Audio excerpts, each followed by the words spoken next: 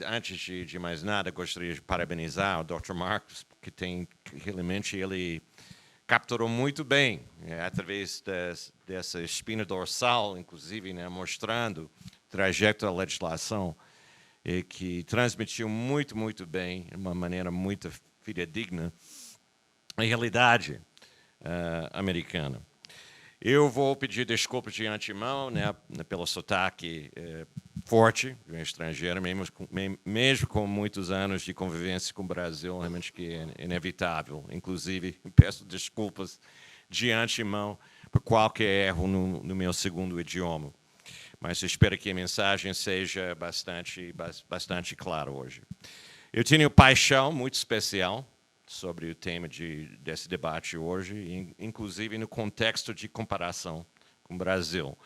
Eu tive o privilégio, né, de 35 anos atrás, de acompanhar, testemunhar o surgimento do novo sindicalismo no Brasil como advogado sindical norte-americano, e que o que me atraiu tanto era como as bandeiras de liberdade sindical, sindicalismo democrático e de negociação coletiva autêntica forem as mesmas bandeiras do sindicalismo norte-americano e do sindicalismo internacional independente.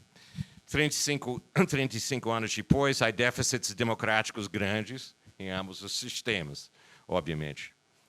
Meu ponto de partida, minha ótica para hoje, serão os princípios e conteúdo normativo da Convenção 87 sobre liberdade sindical e da Convenção 98 sobre organização sindical e negociação coletiva da OIT, consideradas a Carta Magna de Direitos Sindicais, conforme uma observação recente feita pelo perito da OIT, da Comissão dos Peritos sobre a Aplicação das Normas, Dr. Mário Ackerman, numa conferência no Brasil 2 anos atrás.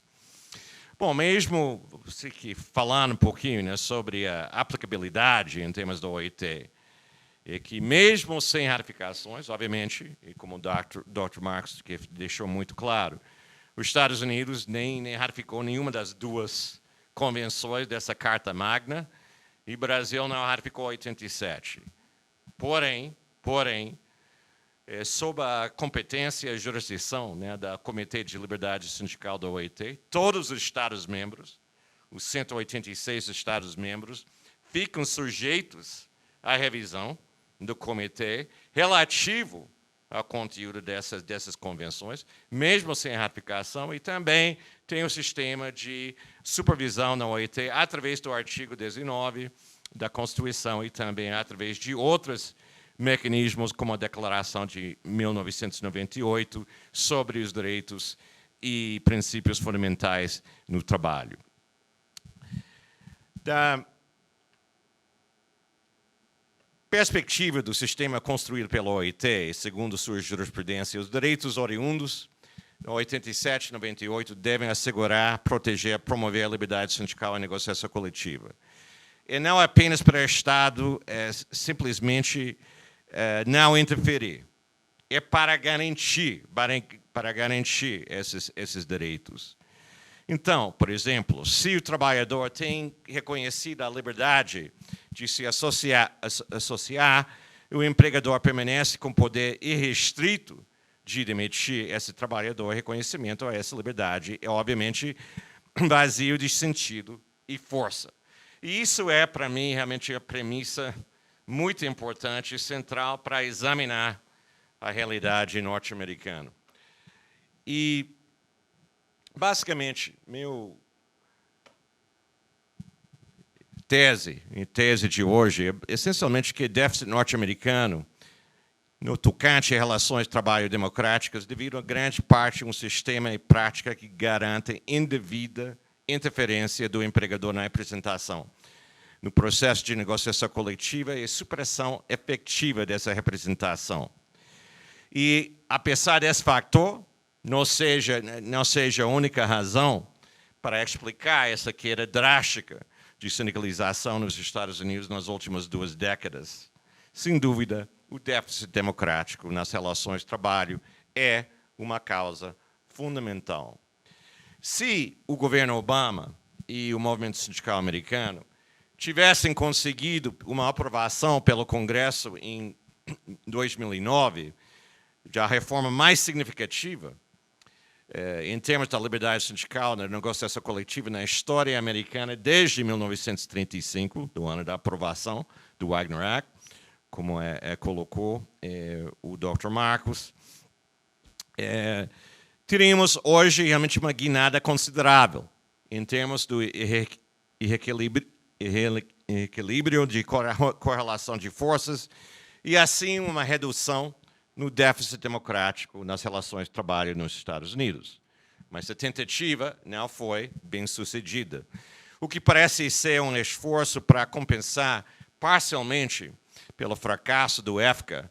6 anos atrás, o National Labor Relations Board do governo Obama promulgou uma portaria em 2011 a fim de simplificar e adiantar o processo de eleições de representação coletiva nas unidades de negociação e amenizar, assim, em parte, a ingerência dos empregadores. Essa medida foi invalidada no Tribunal Distrito Federal de Washington, D.C., em 2012, em razão da falta de quórum necessário, os 3 membros, no NLRB para aprovar a nova regra, no caso de Chamber of Commerce versus NLRB. Mas o NLRB do governo Obama propôs uma nova portaria semelhante em 2014. Eu posso relatar hoje que eu fiz uma verificação entrando no site, na internet, no Lexis, e houve 2 tentativas por parte dos advogados de empregadores de invalidar essa nova portaria na corte, no Tribunal Distrital Federal de Washington, D.C., e também no Oeste de Texas. Os 2 tribunais basicamente sustentarem essa nova portaria. E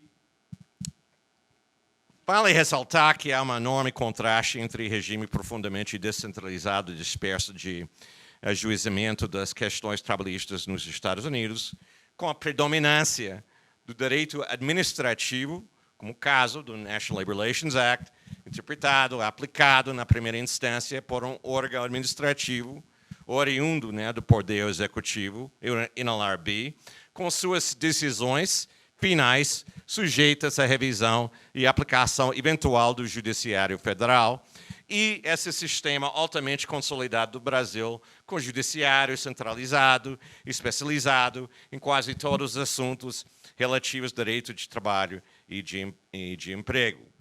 O sistema NLRB dos Estados Unidos consiste do board, com seus 5 membros, nomeados pelo presidente da República, sujeitos à aprovação do Senado, de um General Counsel, procurador-geral, responsável pelas ações de cumprimento diante do Judiciário Federal, e uma divisão separada de juízes administrativos. Uma rede de 33 escritórios regionais no NLRB, em todo o país, responsáveis pelo recebimento de queixas e pela investigação delas.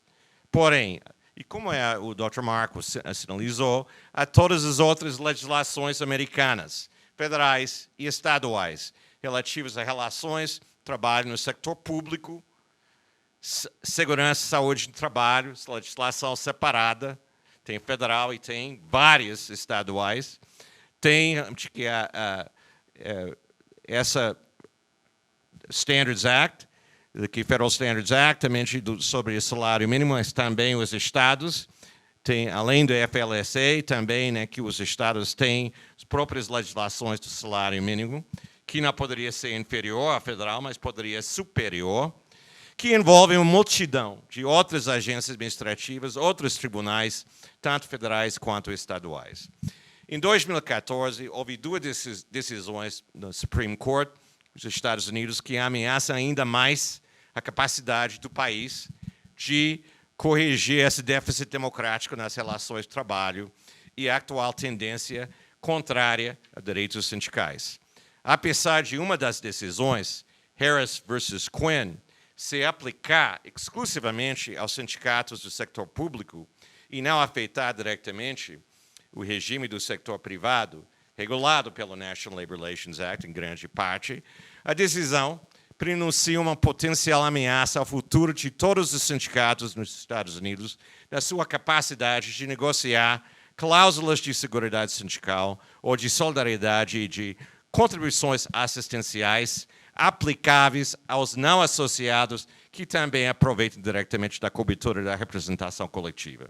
Devido à pressão do tempo, eu não vou vasculhar nessa discussão sobre custeio sindical, mas com tempo, se a gente tiver tempo hábil, eu vou detalhar mais sobre o que significa Harris v. Quinn, né, e que como isso realmente poderia ser grande ameaça, né, para todo o sistema de custeio sindical. A segunda decisão, bem preocupante, foi do ano passado, de junho, National Labor Relations Board versus Noel Canning, que invalidou as nomeações de vários membros do NLRB feitas pelo presidente Obama, que ocorreram durante o recesso de 3 dias no Senado. Consequentemente, toda decisão proferida pelo National Labor Relations Board entre 4 de janeiro de 2012 e 30 de julho de 2013 poderia ser anulada, como os advogados dos empregadores sempre relembram, que todo mundo nos Estados Unidos, incluindo uma série de decisões que foram fundamentais na proteção de direitos sindicais.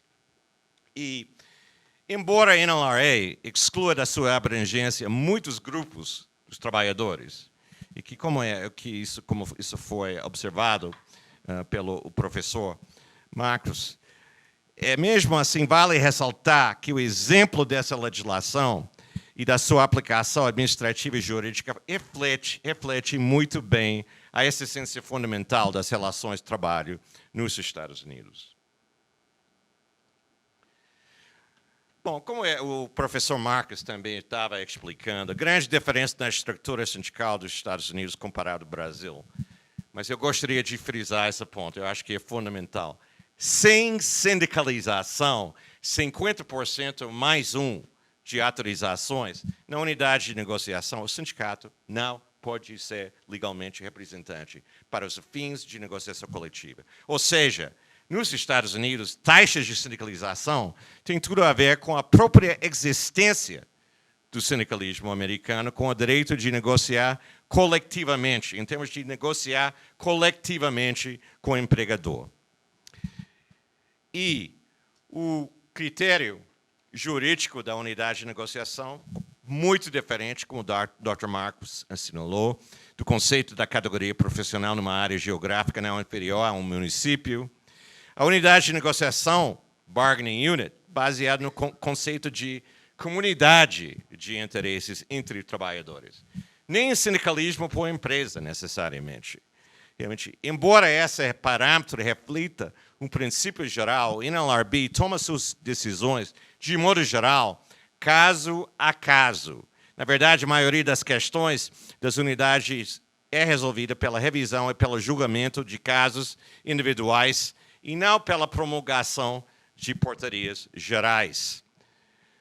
A realidade americana da estrutura sindical parece muito pluralista em nível macro, mesmo com o princípio de apenas um sindicato pelos fins de negociação coletiva numa bargaining unit, pois a unit adequada geralmente é uma unidade por empregador, ou por fábrica, ou por alguma das suas subdivisões. E o NLRB, há muito tempo, estabeleceu presumível adequação da unidade com local único. Porém, o que os empregadores fazem? Eles vão disputar qualquer definição mais descentralizada para realmente vencer ou derrotar qualquer possibilidade de sindicalização. Na minha vida anterior, sendo advogado, né, para o Sindicato dos Trabalhadores de Alimentação e Comércio, a gente sempre estava argumentando, pleiteando, que a unidade de negociação apropriada seria um supermercado só. O que o empregador vai argumentar? Não. Tem que ser todos os supermercados numa área metropolitana, devido a transferência pessoal, devidamente gerência comum, etc., etc. E que, geralmente, que a gente conseguiu prevalecer com esses argumentos, mas é que isso é a parte da realidade americana. E o empregador americano pode, por lei, assegurar o reconhecimento de um sindicato, se metade mais um dos trabalhadores da unidade de negociação autorizem autoriza a organização sindical a representá-los para fins de negociação coletiva. Porém, a lei não obriga o empregador a reconhecer sindicato. Após uma sentença de 1974, Linden Lumber, do Supreme Court, o empregador nem precisa demonstrar uma razão de boa-fé para recusar o reconhecimento voluntário. Pode simplesmente insistir em que o sindicato solicite uma eleição de representação conduzida pelo National Labor Relations Board. A doutrina Linden Lumber essencialmente não mudou ao longo dos quatro últimas décadas. Embora a regra, a Linden Lumber, confira direito a um empregador de se recusar a reconhecer voluntariamente um sindicato, mesmo que esse demonstre ter apoio da maioria por meio das cartões ou fichas de autorização assinadas, a doutrina certamente não nega a possibilidade de reconhecimento voluntário do sindicato pelo empregador. Mas com a doutrina de Linden Lumber ainda válida, empregadores continuam tendo poder de negar o reconhecimento voluntário a um sindicato por qualquer motivo ou sem nenhum motivo. E os empregadores nos Estados Unidos sempre podem forçar a questão da eleição para a representação sindical. Os mesmos possuem uma série de medidas efetivas à sua disposição, tanto legais quanto ilegais, para de forma eficiente, evitar a sindicalização do seu estabelecimento. E esse lapso de tempo que transcorre entre a solicitação e a eleição, que dá ao empregador a oportunidade de tentar voltar seus trabalhadores contra o sindicato, através dos infames discursos de audiências cativas, grande vantagem que o empregador tem. E que o saudoso professor de Harvard Law School, Paul Weiler, canadense, mas com realmente um entendimento, compreensão muito afinada sobre a realidade dos Estados Unidos, ele falou realmente que no artigo no Harvard Law Review, mais de 30 anos atrás, o que o empregador pode fazer. Eu não vou repetir o que aparece na lâmina aqui. As tentativas dos organizadores sindicais, union organizers, em contrapor-se à campanha de pressão do empregador são, por sua vez, completamente prejudicadas. Como eu vou explicar, seu direito de acesso local do trabalho praticamente não existe. E mesmo se os empregados conseguirem mostrar que a mensagem antissindical do empregador é mero blefe, o empregador antissindical decidido tem ao seu dispor uma arma potente para demonstrar seu poder sobre a vida dos empregados. A demissão dos ativistas sindicais escolhidos a dedo, violando, obviamente, a secção 8A3 do NLRA, mas, embora essa demissão que seja ilegal, os empregadores recorrem a ela, porque eles percebem que a reintegração e o pagamento dos atrasados, compensações máximas ao alcance de um empregado vítima de demissão antissindical, constituem um preço muito baixo a pagar pela destruição da campanha de organização. E eu não vou repetir todo esse trajeto histórico, mas vale dizer que nos últimos anos, realmente, empregadores demitem de modo ilegal empregados que tentam criar um sindicato em mais de 25% de todas as campanhas de sindicalização. Mas antes mesmo que possa haver uma eleição de representação sindical conduzida pelo NLRB e a campanha anterior à eleição, o sindicato deve obter essas fichas de autorização dos empregados, pois a solicitação de eleição deve incluir fichas assinadas por ao menos 30% dos trabalhadores da unidade de negociação para qualificar uma eleição. E é claro que o sindicato só obterá essas assinaturas se tiver acesso direto aos empregados. E o Supreme Court declarou que propriedade privada terá a prioridade absoluta sobre os direitos de livre associação, sempre se tratar de organizadores profissionais dos sindicatos. A decisão judicial referente a Lechmere só dá direito a acesso a organizadores que não forem empregados, no caso raro em que não houver meios de ter acesso aos empregados, inviabilizando assim toda tentativa razoável por parte de não empregados de comunicar-se com eles através de canais habituais. Em outras palavras, basicamente, o sindicato tem que demonstrar que escutou tudo em termos de, em vez de não falar diretamente com os trabalhadores, difundindo anúncios na imprensa escrita, falada, televisada, tentar seguir os empregados quando estes saem do trabalho. E o NLRB e os tribunais quase sempre concluem que, embora eficiente, essa leque de opções alternativas impede o sindicato de entrar legalmente na propriedade do empregador. Essa doutrina Leitchmer, articulada em 92, não foi alterada nos últimos 23 anos. E ao longo das últimas 2 décadas, a permanência da doutrina Leitchmer significa que organizadores sindicais não têm tido acesso à propriedade do empregador a fim de se comunicar com os trabalhadores, obter as assinaturas nos cartões de autorização, com exceção dos raros casos quando o empregado de fato reside no local de trabalho, o chamado company towns, esse exemplo que é muito inusitado. Como resultado da regra Leitchmer, a FLCU, nos anos 90, publicamente recomendou a alternativa de se utilizar trabalhadores infiltrados, ou seja, trabalhadores passam a trabalhar na empresa com o objetivo de ali organizar. Essa prática se chama salting, em inglês, e é uma política para alcançar o acesso direito aos trabalhadores não sindicalizados. A salting é uma antiga tática que de mais de 100 anos, né, do movimento sindical americano e outros exemplos. Mas durante uma campanha com trabalhadores infiltrados, o sindicato recruta organizadores empregados pelo sindicato ou voluntários para se candidatar a empregos em uma empresa não sindicalizada. Quando contratados, os infiltrados tentam recrutar os colegas de trabalho para o sindicato através de campanhas dentro do local para a assinatura das cartões de autorização. Para manter seu status protegido pelo National Labor Relations Act, a lei exige que os infiltrados sigam as regras gerais do trabalho e façam seu trabalho de forma adequada.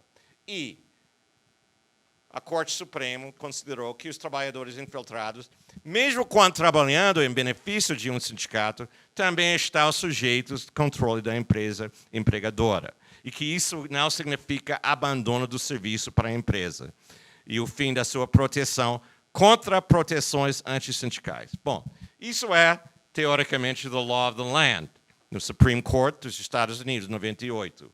Porém, em 2007, graças ao governo do Bush Filho, com o NLRB, do Bush II, deu um golpe fatal essa doutrina, a Town and Country. Não podia reverter diretamente uma decisão da Corte Suprema dos Estados Unidos, mas criou um ônus de prova excessivo para os trabalhadores infiltrados, vítimas de casos de discriminação antissindical. O NLRB de Bush Filho decidiu que os infiltrados de discriminação, que não pudessem provar que iriam permanecer nos seus empregos indefinitivamente, não poderiam receber uma indenização por parte do empregador ou uma reintegração no emprego.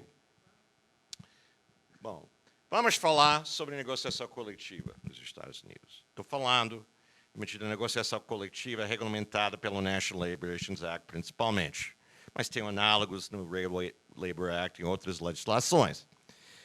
45% dos sindicatos recém-certificados e conhecidos fracassarem em negociar um acordo coletivo com o empregador nos 2 anos seguintes à sua certificação ou reconhecimento. Isso devido, na maior parte das vezes, negociação de má-fé de parte do empregador, chamado surface bargaining. Em outras palavras, o empregador simplesmente vai seguindo os movimentos e mais nada. E O alto nível de fracasso em assegurar acordos coletivos devido à impunidade do empregador na mesa de negociação é causada, grande parte, às reparações administrativas e judiciais ineficazes, dilatórias. Se o sindicato consegue provar a má-fé na negociação por parte do empregador, no National Labor Relations Board, o máximo que o board pode fazer é emitir aqui uma ordem para cumprimento da seção 8D do National Labor Relations Act, é chamado Bargaining Order, em inglês. E essa seção estabelece a obrigação mútua de se reunir em intervalos de tempo razoáveis para negociar sobre salários, jornadas, outros termos e condições de emprego.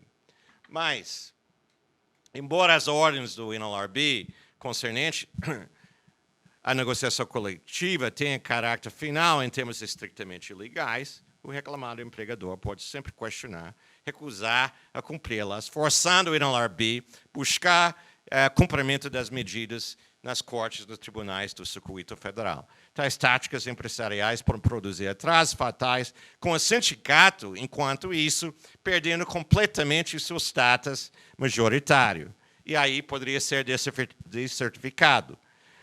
Ademais, tribunais dos Estados Unidos aderiram com rigor à posição que 8D do National Labor Relations Act não permite o board impor um acordo coletivo ou uma disposição contractual substantiva a um sindicato ou a um empregador, mesmo com a prova de má-fé por uma das partes. Isso foi uma doutrina estabelecida 45 anos atrás, numa decisão sentença H.K. Porter versus National Labor Relations Board, e que eu acho que essa decisão, sentença, capta perfeitamente bem e justifica a observação geral sobre a grande diferença entre o Brasil, uma das grandes diferenças entre o Brasil e os Estados Unidos. Quer dizer, o sistema americano não tem esse poder normativo, não faz. Simplesmente vai garantir um processo de negociação coletiva. E, bom, o Dr. Marcos também falou sobre um pouco né, sobre o direito à greve, e eu acho que ele pegou também a grande diferença. A lei não proíbe a deflagração uma greve para pressionar na negociação de primeiro ou novo acordo coletivo, mas o empregador tem todo o direito de substituir de maneira permanente os trabalhadores em greves por motivos econômicos. E, para resgatar o direito de reintegração ao trabalho, os grevistas e o sindicato, como o Dr. Marcos sinalizou, tem que provar que o motivo principal da greve, ou a continuação da greve, não foi aquela pauta de reivindicações normais, ou seja, motivos econômicos, mas sim a protesta contra os atos antissindicais perpetrados pelo empregador, ULPs, Unfair Labor Practices, do empregador. Importante destacar que, em 91, a FLCU apresentou uma queixa perante o OIT, Comitê de Liberdade Sindical, protestando essa doutrina de McKay Radio, que é realmente uma sentença da Corte Suprema desde 1938, mas virou a ser muito mais utilizado como tática após a demissão dos controladores de voo pelo Ronald Reagan em 81. Que, na verdade, o Reagan tinha toda a razão, juridicamente falando, para demitir os grevistas, porque nenhum empregado federal, seja que for, mesmo que não faça absolutamente nada a ver com segurança nacional nos Estados Unidos, não tem direito à greve. E greve realmente que deflagrando uma greve é um motivo pela demissão no setor federal. Mas, enfim, o Comitê de Liberdade Sindical da OIT basicamente concordou com a FLCU.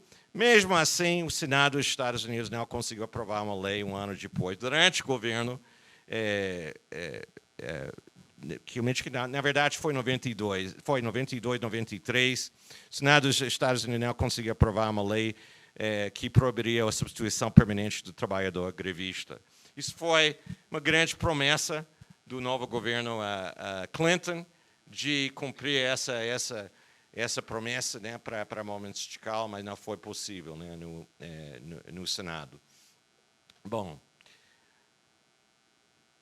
tentativas de conseguir reformas legislativas mais trabalhistas, mais pró-sindicais. Isso vai ser, na verdade, meu temático final, né, para concluir meus comentários de hoje.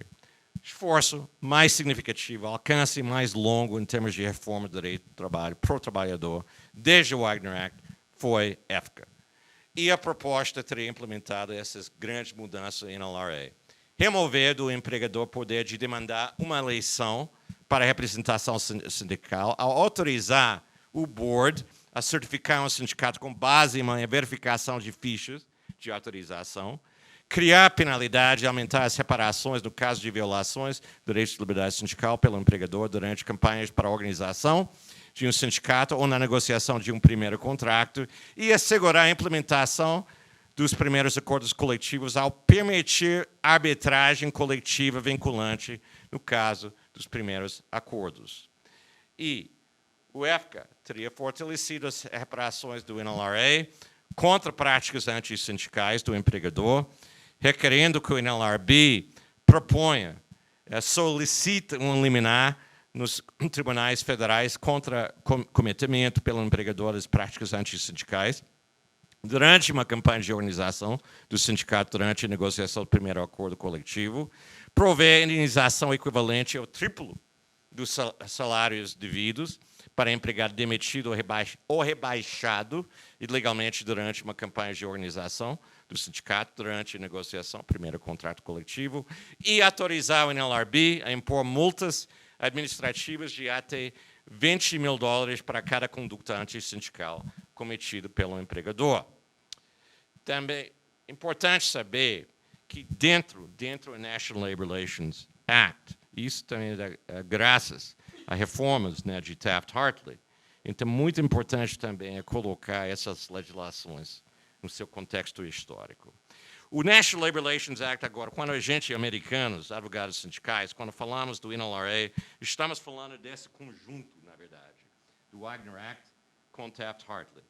Mas, na verdade, é que tem que levar em conta que Taft-Hartley realmente que foi passado no Congresso americano contra as objeções do presidente Truman, realmente no auge da época do Cold War, da Guerra Fria, do anticomunismo, e também essa foi utilizado, essa histeria da Guerra Fria, como uma maneira realmente pelo empresariado de fazer represálias antissindicais. E também Landrum-Gifford Act, Labor Management Recording and Disclosure Act, de 1959, também na época da Guerra Fria e também na época, né, do senso comum, que todos os sindicalistas eram da máfia, todo mundo era mafioso. Essa legislação foi, realmente, que foi passada também. Eu não vou desvirtuar que eu acho que sejam os méritos dessa legislação, porque essa legislação, de uma forma, garante os direitos dos membros afiliados individuais frente aos seus sindicatos. Mas é muito importante, né, que levar em conta, né, a conjuntura histórica dessas legislações. Bom, desculpe a parêntese. Mas é que há realmente uma desigualdade de classe diretamente no NLRB, no sistema NLRA, em termos dos liminares. Quer dizer, para simplificar, se houvesse unfair labor practice cometido pelo sindicato, o National Labor Relations Board tem a obrigação de recorrer ou eliminar contra as atividades. Mas, no caso dos unfair labor practices antissindicais do empregador, é facultativo. Pode recorrer. Então, o EFCA teria corrigido esse grande desequilíbrio explícito entre as duas classes, e que isso realmente também, né, estava sendo contestado pelos empregadores. E, por fim, a EFCA teria tratado a crise acerca das negociações de mal-feio que resultaram em sindicatos recém-certificados incapazes de concluir o primeiro acordo, 45% dos casos, através de providenciar essa possibilidade de arbitragem coletiva. Uma forma de algum dissídio coletivo no contexto americano. Embora a época não tenha abordado os outros problemas acerca da falta de acesso para os organizadores sindicais, a propriedade da empresa e da doutrina da substituição permanente dos grevistas, que, na verdade, pelo fim de realidade, é a dimensão dos grevistas. Certamente, a época teria feito uma grande diferença na correção do desequilíbrio nas relações de trabalho regidas pelo National Labor Relations Act, reduzindo substancialmente a interferência do empregador no processo de certificação de um sindicato. Outras palavras, sindicalização definitivamente teria aumentado após a época, o EFCA ter sido convertido em lei. É exatamente por isso que havia resistências absolutas, oposições poderosas por parte dos empregadores durante o primeiro ano do governo Obama, em 2009, contando com o Partido Democrata, com a maioria em ambas as casas do Congresso.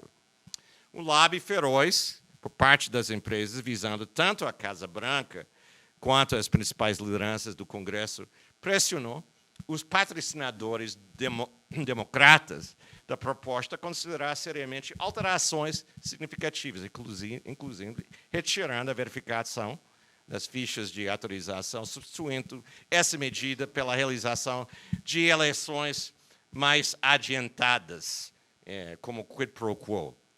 E, conforme alguns observadores, a Casa Branca, sem querer alienar os interesses de big business, os grandes negócios, no seu esforço para aprovar a reforma do sistema de saúde, que foi muito necessitado, também conhecido como Obamacare, tornou o apoio presidencial à época uma prioridade secundária. E que um ativista sindical do Communications Workers, Steve Early, publicou um comentário excelente sobre esse episódio. Em 2009, havia um grupo de 10 lideranças, dirigentes sindicais da Federação, da AFL-CIO, mas também das maiores filiados, né, sindicatos nacionais, para uma reunião com o presidente Obama. E eles foram informados pelo presidente que ele tinha que consertar essa assistência à saúde, fazer essa reforma, e depois vamos alcançar a questão do EFCA. E essa foi going along with the plan, basicamente seguindo o presidente. E essa going along with the plan significou que nenhum tipo de pressão efetiva partiu da Casa Branca ou de qualquer outro lugar para alcançar a maioria de 60%, 3/5 dos votos no Senado, para superar essa estratégia de filibuster, a fim de derrotar o projeto. E, por isso, realmente, que a proposta morreu. E que um líder sindical, citado pelo Steve Early, lamentou que o fim da reforma trabalhista para mais uma geração. O que parece para muitos observadores, prêmio de consolação para o movimento sindical americano devido a essa derrota efetiva do EFCA, o NLRB do Obama promulgou essa portaria no final de 2011 para estar vigente em 2012.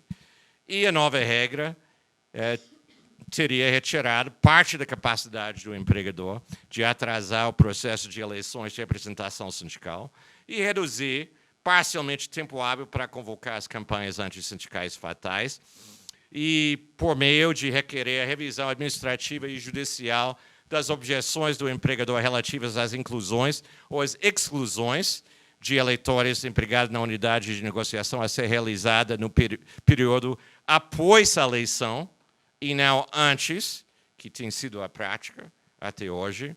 E essa aplicação da nova portaria do board teria reduzido, de fato, o período entre entrega da solicitação e conduta da eleição, basicamente, em média, a 3 semanas. Bom, essa portaria foi invalidada pelo Federal District Court para Washington, D.C., mas, graças a Deus, para o movimento sindical, basicamente a mesma portaria foi reeditada, repromulgada pelo National Labor Relations Board. E veja bem, né, que isso não é a prática do National Labor Relations Board de emitir frequentemente portarias. Então, em termos somente da história do NLRB, isso foi alguma coisa inédita também. E eu não vou ler todos os detalhes. Se alguém gostaria de ter uma cópia do PowerPoint depois, né, pode realmente debruçar nos detalhes. Mas, basicamente, é que essa portaria requer que todas as audiências pré-eleitorais em LRB sejam realizadas no prazo máximo de 7 dias.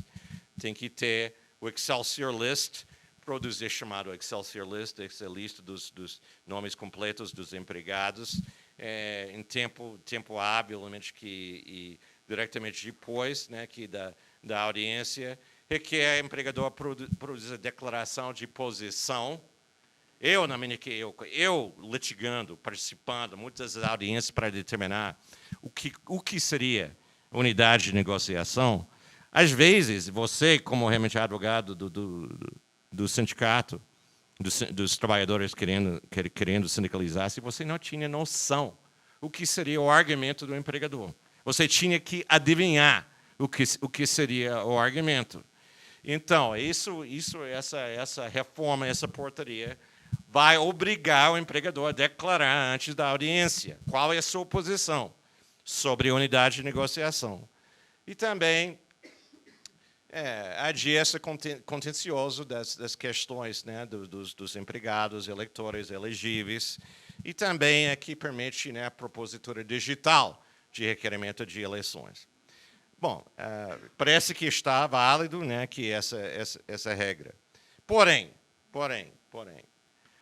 essa é a última regulação do NLRB, de fato, representa, sem dúvida, reforma administrativa pró-sindical e pró-trabalhador efetivamente implementado do National Labor Relations Board desde o Wagner Act de 1935. Isso foi o maior atingido até hoje, em termos de todas as reformas pró-sindicais. Porém, essa regulação está muito aquém da reforma que o EFCA teria realizado e fracassará, infelizmente, no intuito de restaurar total equilíbrio nas relações de trabalho do setor privado reguladas pelo Acto, pelo NLRA. Os empregadores podem continuar a realizar campanhas antissindicais devastadoramente efetivas, mantendo a taxa de sindicalização nos Estados Unidos extremamente baixa, e por algumas razões muito, muito importantes. Em primeiro lugar, 30% das violações graves antissindicais com trabalhadores e por empregadores ocorreram em 30 dias antes do pedido a ser apresentado, e 47% de todas as alegações graves ocorrem antes do pedido a ser apresentado. Então, essa é a esperada redução do período, né, entre o pedido da eleição e a realização da eleição pela nova regra. Isso não vai realmente reverter essa realidade. Segunda, isso não faz nada para efetivamente aumentar o baixo custo para o empregador de demissões antissindicais. E não vai resolver absolutamente nada em termos dessa posição de negociação à má-fé dos primeiros contratos coletivos. E também, os advogados dos empregadores deixaram bem claros, se você entrar na internet, se você conseguir, né, que esses comentários, os grandes escritórios dos empregadores, você vai ver, não, tudo bem, se a gente não pode, né, contestar essas pessoas elegíveis, né, antes da eleição e determinação da unidade de negociação, vamos fazer depois. Vamos apelar ao National Labor Relations Board, se for necessário, até o judiciário, e vamos atrasar posteriormente, né, todo o processo. Bom, meus comentários finais, de verdade.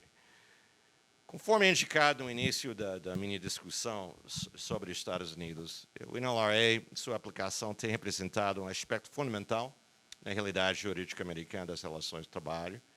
Entretanto, é importante destacar, o professor Marcos, né, que fez essa observação, mas é importante frisar, há milhões de trabalhadores do setor privado que são inteiramente privados de qualquer direito de organização sindical, de negociação coletiva, é reconhecido pelo National Labor Relations Act. Milhares de empregados estaduais e municipais dos Estados Unidos são inteiramente privados nos direitos de negociação coletiva. Carolina do Norte proíbe negociação coletiva entre todas as agências públicas do Estado, dos condados e dos municípios e qualquer organização dos seus empregados públicos. Texas proíbe negociação coletiva também para os servidores públicos, como Virgínia, Geórgia, Mississippi e Carolina do Sul. E, obviamente, essa privação legislativa e jurídica dos direitos de organização sindical de negociação coletiva para literalmente milhões de trabalhadores e trabalhadoras americanas, além da ingerência da sabotagem empresarial no exercício de tais direitos diante do National Labor Relations Act, explica uma grande parte da baixa taxa de sindicalização de negociação coletiva. Na verdade, é o sistema constitucional e infraconstitucional americano e suas carências fatais em relação à proteção contra as políticas práticas antissindicais, que criam essa falta de representatividade democrática nas relações de trabalho no meu país. E essa crise de representatividade resultante de déficit democrático não são os produtos de uma falta de vontade dos trabalhadores e trabalhadoras a sindicalizar-se. Bom, através da projeção de muitas pesquisas realizadas, isso foi observado muito bem no artigo do professor Robert Reich, agora University of California, Berkeley, secretário de Trabalho anterior do governo Clinton. Ele mostrou, através das projeções estatísticas nos Estados Unidos, que provavelmente 60 milhões de trabalhadores e trabalhadoras optariam pela sindicalização, se eles e elas pudessem. Também não é correto dizer que a crise de representatividade democrática nas relações de trabalho nos Estados Unidos é devido necessariamente a essa estrutura plural e descentralizada do sindicalismo americano, com a autorização da representação pela maioria dos trabalhadores numa unidade de negociação, determinada pela comunidade de interesses dos próprios trabalhadores. A meu ver, não é a estrutura em si que é antidemocrática. O que é antidemocrático é como o sistema permite ingerência irrepressável antissindical dos empregadores contra os seus empregados pelo exercício de direitos sindicais, inclusive direitos de sindicalização, além dessa exclusão jurídica, ou seja, de jure, de milhões de trabalhadores e trabalhadoras de qualquer cobertura do National Labor Relations Act ou de outra legislação que reconhece o direito de liberdade sindical de negociação coletiva. Em 1953, que foi o 5º aniversário da Declaração da ONU, né, sobre os direitos humanos, a Eleanor Roosevelt, uma grande idealizadora, né, da Declaração, falou basicamente o seguinte, estou parafraseando, mas eu não estou desvirtuando o que ela falou. Ela basicamente falou o seguinte: se não houver direitos humanos diretamente no lugar de trabalho, não haverá direitos humanos de jeito nenhum. E eu acho que isso realmente que é realmente moral da história, realmente que para os Estados Unidos. E oxalá realmente que haja chance, né, de reverter essa situação. É outro debate, outro seminário, por que não tem sido possível para o sindicalismo americano, através dos canais políticos, de reverter essa situação. Isso é uma velha discussão, mas eu estaria à sua disposição de debruçar um pouquinho na questão durante o debate, mas não para repetir. Não pode dizer que é por falta de vontade dos trabalhadores e trabalhadoras do meu país. Muito obrigado pela paciência. Desculpe realmente que uma exposição muito prolongada.